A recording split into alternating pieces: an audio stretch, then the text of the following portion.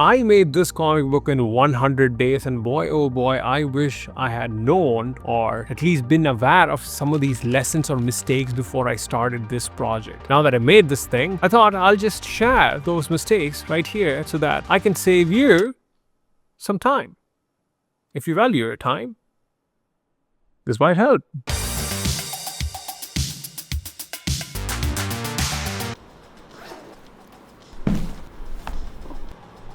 So in the end of 2023, I actually decided that I wanted to be a better comic book artist. And I thought the best way to do that is to make a lot of comics, because volume always leads to better learning. So I thought I'm gonna make 10 short comics in 100 days and I'm gonna finish that. And that was a project, 100 days of making comics. Actually, I only finished 4 out of the 10 short comics because, I just severely underestimated my ability to finish the comic book, but still I got like 50 pages of comics, so that is pretty good. And the first thing I wish I had known before starting this project was this particular question. Comics don't have any money in them. Will you still do it? I have a friend who's like a multimillionaire. He sold his company and he's now like making comics, and he would constantly tell me, Kesh, in the time that I actually make a comic, I can easily start another $1 million business. Yet he still does that. And that's a question that I wish I had known before starting this project. There is no money in making comics. Of course, there are ways where you can kickstart your project, find ways to monetize this thing. I get it. There are some outliers out there who make some money. Let's just assume that you're not an outlier, you're not a special snowflake, which most people aren't. Will you still do it? And if you will, boy,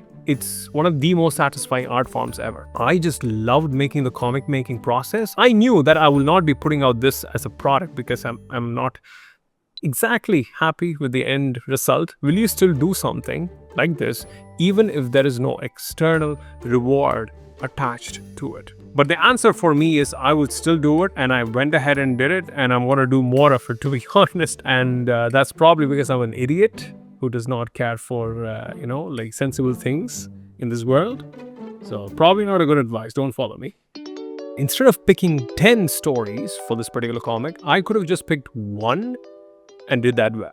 The whole point behind this entire project was that I wanted to gain some repetitions, like gain some volume in my comic training. So I thought I'll just do a lot of these short comics and I'll get better. And actually, to be honest, the volume did help a lot. Oh my God, the learnings were fast as heck. Every single comic I made, I learned so much, but I could have actually done the same thing by following a single story instead of 10 short stories, a story that could have lasted around 30 to 50 pages, and really worked on it and made that particular thing, because that would have felt a bit more finished. Because even after having spent so much time on this comic book, it feels so unfinished to me. And each and every single story was experimental. I was trying different styles, different techniques, and different things. And as a learning project, it works really well. But if you want that sense of creative satisfaction, I wish, in my particular case and scenario, I wish I had known that I could have just picked one story and just made one 30 to 50 page comic. Quentin Tarantino, actually the famous film director, right? I like his films. He said that he learned most of the things that he knows about filmmaking by making his first film, which actually doesn't exist because it got burned down in some fire or something. Or maybe he burned it down because he didn't want anyone to see. But thing was, he learned a lot through that one particular film. So throughout the entirety of the film, you'll probably notice, I haven't watched that film, but this is what I've sort of seen in this particular book, that you are pretty sort of decent at the start, but as you go through the comic book and as you go to the last chapters, you would have gotten much better. And it's actually better to do that one particular story so that thing feels like a finished project and you would have just learned something from that thing. And at the end of the day, if you didn't like it, you could just burn it. Speaking of volume, it's actually good to fail fast through volume. I think it was the director of Finding Nemo or Finding Dory who said that one of the best things a creator can do is to fail fast. That means make lots of projects, do lots of things, fail, quote unquote, you're not necessarily failing, but you are learning. You do things faster and you fail faster and you learn faster because there is no point in perfecting things. The fourth chapter in this particular comic was 19 pages long, and boy, oh boy, I spent a lot of time perfecting each and every single page. The pages came out beautiful. It came out so nice, but it took 70 days out of the 100 days of that comic making project. So after me having finished 3 comics in 10 days, and I thought I was going at a good pace, that was a plan, a comic chapter every 10 days. And then after that, I thought, hey, you know what? I'm going to start the 4th one, man. I want to put in a little bit more effort. And then I got perfectionistic. And then once I got perfectionistic, I stopped learning because I was moving very, very, very slow. If you keep going down this path, you'll probably do like one thing or finish one thing. But if you go down the path of learning through progress, failing faster or allowing yourself to fail and not trying to just perfect everything all the time, you will actually learn better. Do fast, fail fast. All right, the next 2 points are the most important things I wish I had known. And the first one is, you don't need a project, you need a product. This is a quote by an artist named Jed Henry, who essentially says that artists who are lost, they don't need a project to find themselves. They need a product. And what does that mean? If you're trying to find what to do, what kind of art to make, all you need is a product, and from that product will come a project. And the beauty of projects is that they have a start and an end. A beauty of a product is that it has a start and an end, and it is tangible. It is tangible and it is finished the moment it reaches the hand of someone else, because that was the only thing that I felt was missing in this project, which was, I thought I'll just be satisfied if I just make art for myself. And I enjoyed the process of making the comics. It was lovely, but something felt missing, which was, boy, I'm not able to share this book, this tangible book, with someone else. And I'm not putting this book out because, one,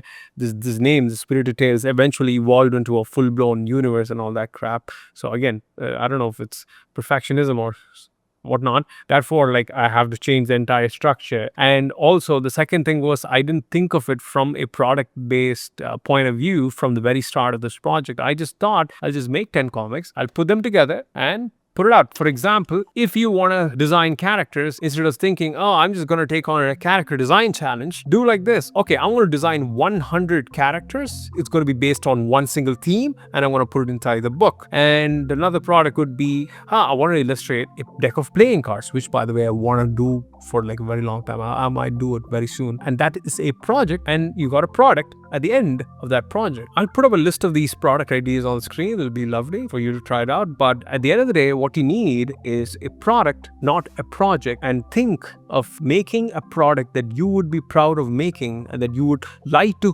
hold and consume yourself. And that is the kind of product that the world craves. That is the beauty of art. Like, what's the point of doing all this if you just keep all these things to yourself? By the way, I've got my comics up on my site, so feel free to go and read them. Links are down below the description.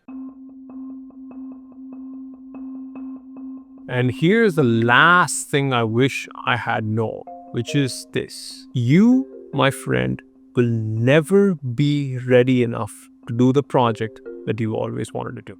So therefore, go fight the dragon that scares you the most. Most people sort of exist on a spectrum. On one end, you'll find people who have no experience whatsoever, and on their very first day, they'll be like, hey, I want to make my 375-page graphic novel or a 2,000-page manga series, when they haven't even made their first 5 to 10-page comic or manga. On the other end, you have people who are constantly preparing. They're preparing to make their project. And I actually, on this particular project, went on this side of the spectrum, which was, I was preparing.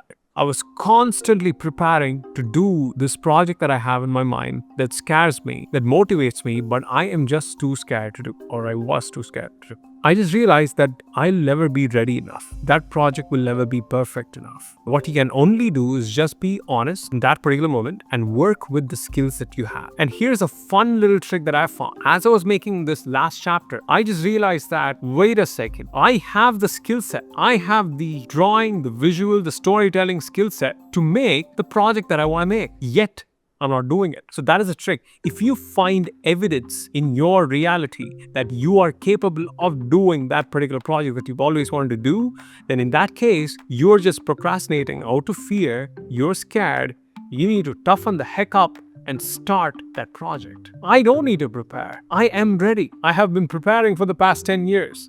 I think I've did too much preparation. I want to end it with this. In the movie Into the Spider-Verse, one of my favorite movies, Miles Morales, this training Spider-Man, he wants to be Spider-Man like Peter Parker, and he looks at Peter and asks, when will I know if I'm ready, right? When will I know I'm ready? And Parker looks at Miles and says, you never know, Miles. It's all a leap of faith. That's all it is. It's all a leap of faith. That's what I realized that I needed. I needed to just take a leap of faith and do the project that I need to do. So hope I take that leap of faith and hope I'll share that journey right here. So those are the things I wish I had known. What do you do next? You go make your comic. That's it. Go make your comic.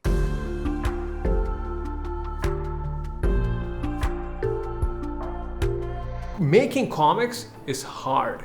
It's hard worker. I have a friend, hard worker? I said hard work.